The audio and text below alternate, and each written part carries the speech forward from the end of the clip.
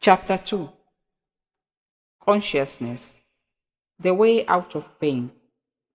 Create no more pain in the present. Nobody's life is entirely free of pain and sorrow.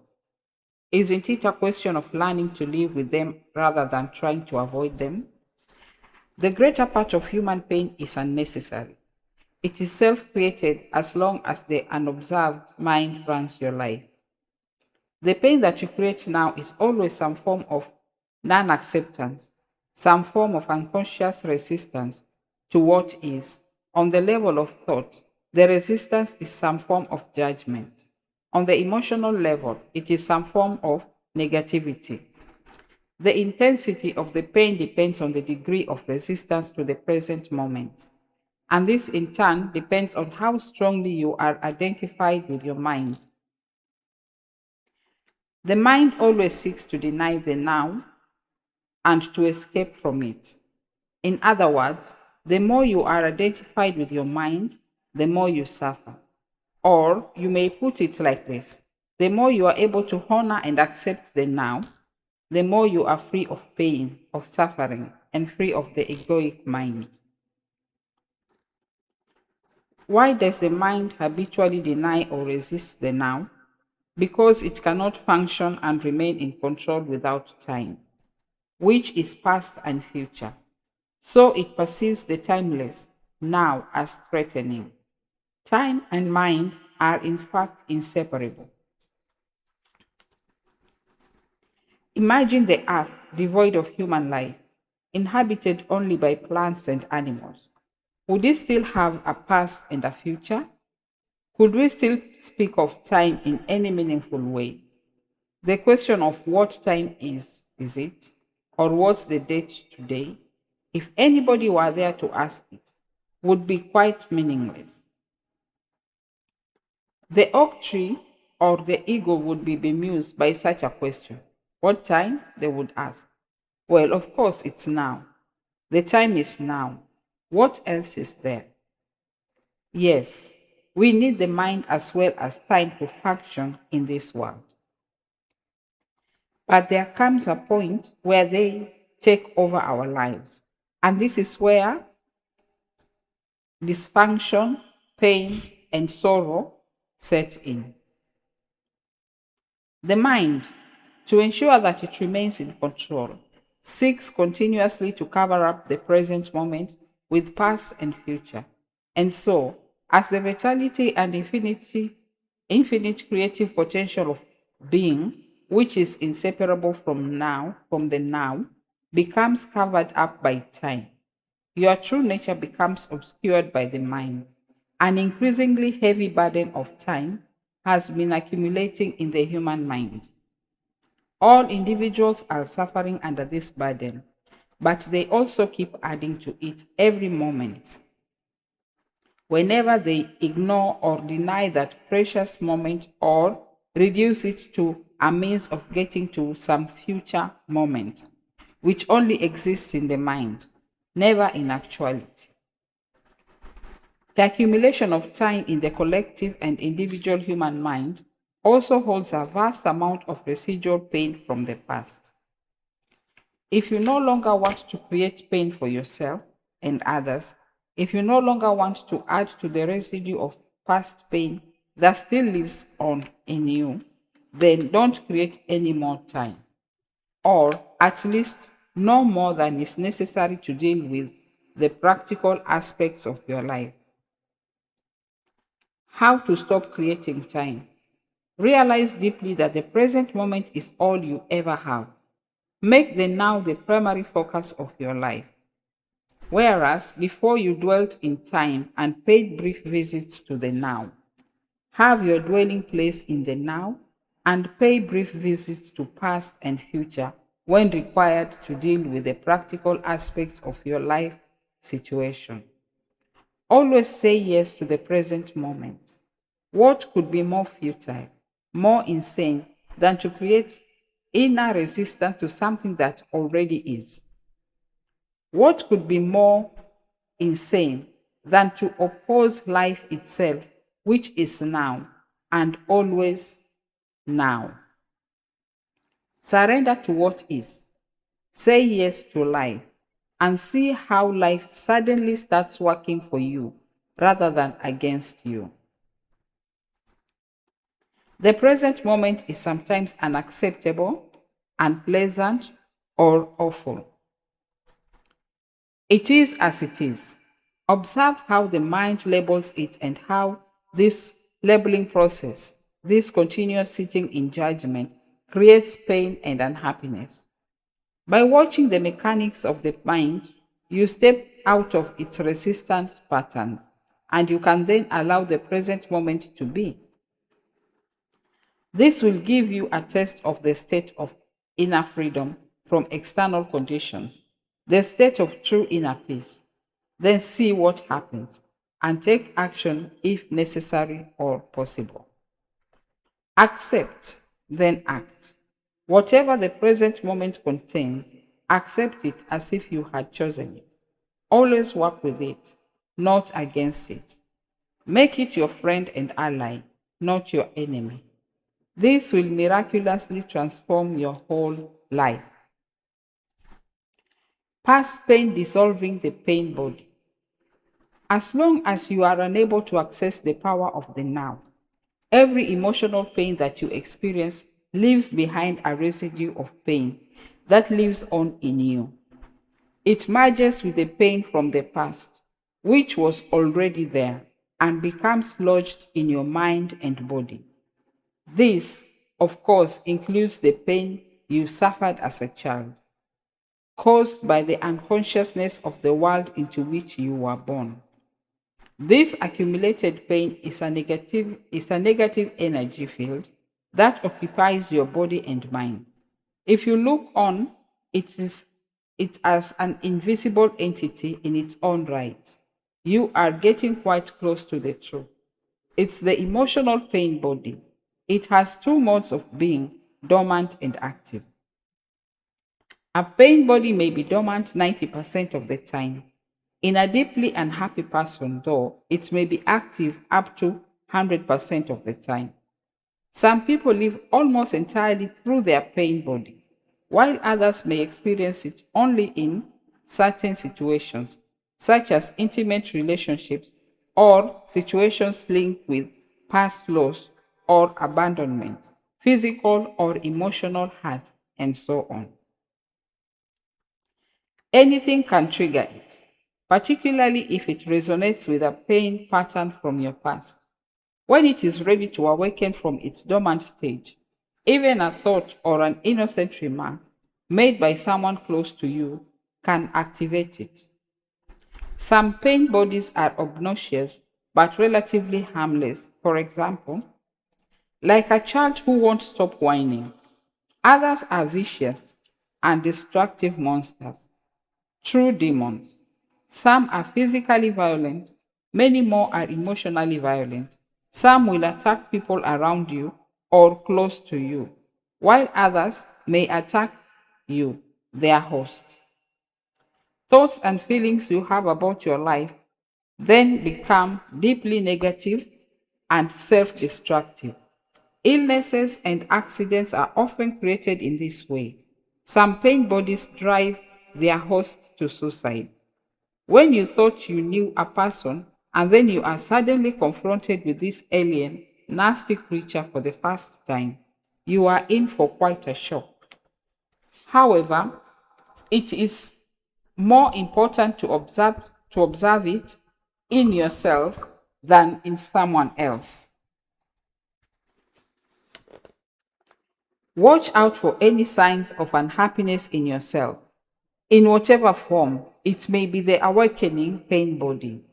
This can take the form of irritation, impatience, or somber mood, a desire to hurt, anger, rage, depression, a need to have some drama in your relationship, and so on. Catch it the moment it awakens from its dormant state. The pain body wants to survive, just like every other entity in existence, and it can only survive if it gets you to unconsciously identify with it. It can then rise up, take you over, become you, and live through you. It needs to get its food through you. It will feed on any experience that resonates with its own kind of energy. Anything that creates further pain in whatever form: anger, destructiveness, hatred, grief, emotional drama, violence, and even illness. So, the pain body, when it has taken you over, will create a situation in your life that reflects back its own energy frequency for it to feed on. Pain can only feed on pain. Pain cannot feed on joy. It finds it quite indigestible. Once the pain body has taken you over, you want more pain. You become a victim or a perpetrator. You want to inflict pain, or you want to suffer pain, or both. There is not really much difference between the two. You are not conscious of this, of course, and will vehemently claim that you do not want pain. But look closely, and you will find that your thinking and behavior are designed to keep the pain going for yourself and others. If you are truly conscious of it, the pattern will dissolve. For to want more pain is insanity, and nobody is consciously insane. The pain body, which is the dark shadow cast by the ego, is actually afraid of the light of your consciousness. It is afraid of being found out. Its survival depends on your unconscious identification with it, as well as on your unconscious fear of facing the pain that lives in you. But if you don't face it, if you don't bring the light of your consciousness into the pain, you will be forced to relive it again and again. The pain body may seem to you like a dangerous monster that you cannot bear to look at, but I assure you that it is an insubstantial phantom that cannot prevail against the power of your presence. Some spiritual teachings state that all pain is ultimately an illusion, and this is true. The question is it true for you? A mere belief doesn't make it true. Do you want the experience of pain for the rest of your life and keep saying that it is an illusion? Does that free you from the pain? What we are concerned with here is how you can realize this truth. That is, make it real in your own experience. So the pain body doesn't want you to observe it directly and see it for what it is. The moment you observe it, feel its energy filled within you, and take your attention into it, the identification is broken. A higher dimension of consciousness has come in. I call it presence. You are now the witness of the watcher or the watcher of the pain body. This means that it cannot use you anymore by pretending to be you, and it can no longer replenish itself through you. You have found your own innermost strength. You have accessed the power of now. What happens to the pain body when we become conscious enough to break our identification with it? Unconsciously creates it. Consciousness transmutes it into itself. St. Paul expressed this universal principle beautifully. Everything is shown up by being exposed to the light. And whatever is exposed to the light itself becomes light. Just as you cannot fight the darkness, you cannot fight the pain body. Trying to do so would create inner conflict and thus further pain. Watching it is enough. Watching it implies accepting it as part of what is at that moment. The pain body consists of trapped life energy that has split off from your total energy field and has temporarily become autonomous through the unnatural process of mind identification. It has turned in on itself and become anti-life, like an animal trying to devour its own tail. Why do you think our civilization has become so life destructive? But even the life destructive forces are still life energy. When you start to identify and become the watcher, the pain body will continue to operate for a while and will try to trick you into identifying with it again. Although you are no longer energizing it through your identification, it has a certain momentum, just like a spinning wheel that will keep turning for a while, even when it is no longer being propelled. And at this stage, it may also create physical aches and pains in different parts of the body, but they won't last. Stay present, stay conscious, be the ever alert guardian of your inner space. You need to be present enough to be able to watch the pain body directly and feel its energy. It then cannot control your thinking. The moment your thinking is aligned with the energy field of the pain body, you are identified with it and again feeding it with your thoughts. For example, if anger is the predominant energy vibration of the pain, and you think angry thoughts dwelling on what someone did to you or what you are going to do to him or her, then you have become unconscious and the pain body has become you. Where there is anger, there is always pain underneath. Or when a dark mood comes upon you and you start getting into a negative mind pattern and thinking how dreadful your life is, your thinking has become aligned with the pain body and you have become unconscious and vulnerable to the pain body's attack. Unconscious, the way that I use the word here, means to be identified with some mental or emotional pattern. It implies a complete absence of the watcher. Sustained conscious attention severs the link between the pain body and your thought processes and brings about the process of transmutation. It is as if the pain becomes fuel for the flame of your consciousness, which then burns more brightly as a result. This is the esoteric meaning of the ancient art of alchemy, the transmutation of base metal into gold, of suffering into consciousness. The split within is healed, and you become whole again. Your responsibility then is not to create further pain. Let me summarize the process. Focus attention on the feeling inside you. Know that it is the pain body. Accept that it is there. Don't think about it. Don't let the feeling turn into thinking. Don't judge or analyze. Don't make an identity for yourself out of it. Stay present and continue to be the observer of what is happening inside you. Become aware not only of the emotional pain, but also of the one who observes, the silent watcher.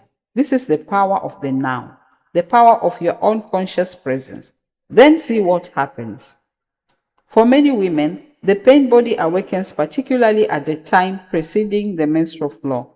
I will talk about this and the reason for it in more detail later.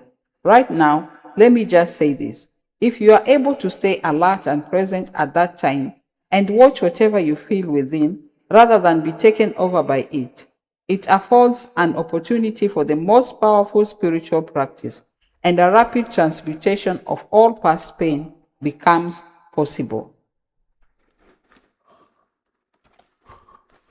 Ego identification with the pain body. The process that I have just described is profoundly powerful yet simple. It could be taught to a child, and hopefully one day it will be one of the first things children learn in school. Once you have understood the basic principles of being present as the watcher of what happens inside you, and you understand it by experiencing it, you have at your disposal the most potent transformational tool. This is not to deny that you may encounter intense inner resistance to disidentify from your pain. This will be the case, particularly if you have lived closely identified with your emotional pain body for most of your life, and the whole or a large part of your sense of self is invested in it. What this means is that you have made an unhappy self out of your pain body and believe that this mind made fiction is who you are. In that case, unconscious fear of losing your identity will create strong resistance to any disidentification. In other words, You would rather be in pain, be the pain body, than take a leap into the unknown and risk losing the familiar and happy self. If this applies to you, observe the resistance within yourself. Observe the attachment to your pain. Be very alert. Observe the peculiar pleasure you derive from being unhappy. Observe the compulsion to talk or think about it. The resistance will cease if you make it conscious.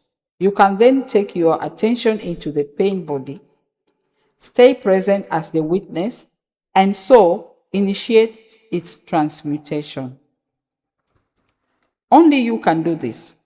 Nobody can do it for you.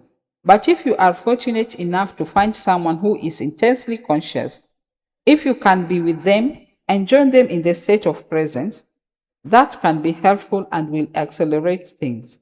In this way, your own light will quickly grow stronger. When a log that has only just started to burn is placed next to one that is burning fiercely, and after a while they are separated again, the first log will be burning with much greater intensity. After all, it is the same fire. To be such a fire is one of the functions of a spiritual teacher. Some therapists may also be able to fulfill that function, provided that they have gone beyond the level of mind and can create and sustain a state of intense conscious presence while they are working with you. The origin of fear. You mentioned fear as being part of our being underlying emotional pain. How does fear arise, and why is there so much of it in people's lives? And isn't a certain amount of fear just healthy self-protection? If I didn't have a fear of fire, I might put my hand in it and get burnt. The reason why you do not put your hand in the fire is not because of fear. It is because you know that you will get burned. You don't need fear to avoid unnecessary danger, just a minimum of intelligence and common sense. For such practical matters, it is useful to apply the lessons learned in the past. Now, if someone threatened you with fire or with physical violence, you might experience something like fear. This is an instinctive shrinking back from danger, but not the psychological condition of fear that we are talking about here. The psychological condition of fear is divorced from any concrete and true immediate danger. It comes in many forms: uneasy, worry, anxiety, nervousness, tension, dread, phobia, and so on. This kind of psychological fear is always of something that might happen, not of something that is happening now. You are in the here and now, while your mind is in the future. This creates an anxiety gap. And if you are identified with your mind and have lost touch with the power and simplicity of the now, that anxiety gap will be your constant companion. You can always cope with the present moment, but you cannot cope with something that is only a mind projection. You cannot cope with the future. Moreover, as long as you are identified with your mind, the ego runs your life. As I pointed out earlier, because of its phantom nature and despite elaborate defense mechanisms, the ego is very vulnerable and insecure, and it sees itself as constantly under threat. This, by the way, is the case even if the ego is outwardly very confident. Now, remember that an emotion is the body's reaction to your mind. What message is the body receiving continuously from the ego? The false mind made self, danger, I am under threat. And what is the emotion generated by this continuous message? Fear, of course. Fear seems to have many causes: fear of loss, fear of failure, fear of being hurt, and so on. But ultimately, all fear is the ego's fear of death, of annihilation. To the ego, death is always just around the corner. In this mind identified state, fear of death affects every aspect of your life. For example, even such a seemingly trivial and normal thing as the compulsive need to be right in an argument and make the other person wrong, defending the mental position with which you have identified, is due to the fear of death. If you identify with a mental position, then if you are wrong, your mind based sense of self is seriously threatened with annihilation. So, you as the ego cannot afford to be wrong. To be wrong is to die. Wars have been fought over this, and countless relationships have broken down. Once you have this identified from your mind, whether you are right or wrong makes no difference to your sense of self at all. So, the forcefully compulsive and deeply unconscious need to be right, which is a form of violence, will no longer be there. You can state clearly and firmly how you feel or what you think, but there will be no aggressiveness or defensiveness about it. Your sense of self is then derived from a deeper and truer place within yourself, not from the mind. Watch out for any kind of defensiveness within yourself. What are you defending? An illusionary identity, an image in your mind, a fictitious entity. By making this pattern conscious, by witnessing it, you disidentify from it. In the light of your consciousness, the unconscious pattern will then quickly dissolve. This is the end of all arguments and power games, which are so corrosive to relationships. Power over others is weakness disguised as strength. True power is within, and it is available to you now. So, anyone who is identified with their mind and therefore disconnected from their true power, their deeper self rooted in being, will have fear as their constant companion. The number of people who have gone beyond mind is as yet extremely small. So you can assume that virtually everyone you meet or know lives in a state of fear. Only the intensity of it varies. It fluctuates between anxiety and dread at one end of the scale and a vague unease and distant sense of threat at the other. Most people become conscious of it only when it takes on one of its more acute forms. The ego search for wholeness. Another aspect of the emotional pain that is an intrinsic part of the egoic mind is a deep seated sense of lack or incompleteness, of not being whole. In some people, this is conscious, in others, unconscious. If it is conscious, it manifests as the unsettling and constant feeling of not being worthy or good enough. If it is unconscious, it will only be felt indirectly as an intense craving, wanting and needing. In either case, people will often enter into a compulsive pursuit of ego gratification and things to identify with in order to fill this hole they feel within. So they strive after possessions, money, success, power, recognition, or a special relationship, basically so that they can feel better about themselves, feel more complete. But even when they attain all these things, they soon find that the hole is still there, that it is bottomless. Then they are really in trouble because they cannot delude themselves anymore. Well, they can and do, but because they cannot delude themselves anymore, but it gets more difficult. As long as the egoic mind is running your life, you cannot truly be at ease. You cannot be at peace or fulfilled, except for brief intervals when you obtain what you wanted, when a craving has just been fulfilled. Since the ego is a derived sense of self, it needs to identify with external things. It needs to be both defended and fed constantly.